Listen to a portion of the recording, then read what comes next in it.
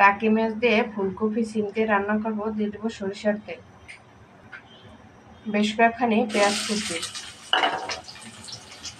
পেঁয়াজটা ভালোভাবে ভাজা নেব। আসসালামু আলাইকুম।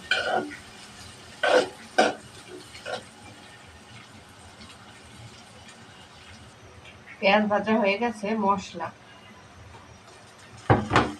মশলা কষানোর জন্য ঝোল। মশলাটা ভালোভাবে কষিয়ে নেব। মশলা কষানো হয়ে গেছে, দিয়ে দেবো টাকি মাছ। মাছটাও ভালোভাবে কষিয়ে নেব। কষানোর জন্য ঝোল।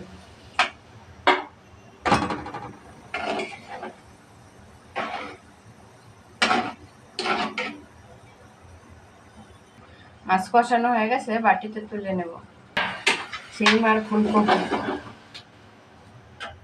এটা 10 মিনিটের মতো কষিয়ে নেব।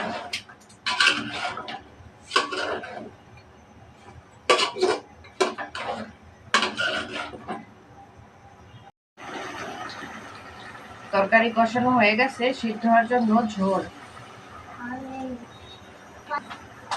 ঝোল বলকে আসছে, কষিয়ে রাখা মাছ।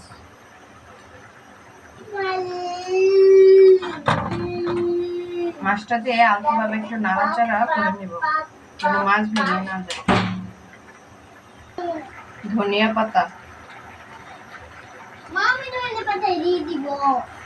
টাকি মাছ দিয়ে ফুলকপি সিম রান্না হয়ে গেছে।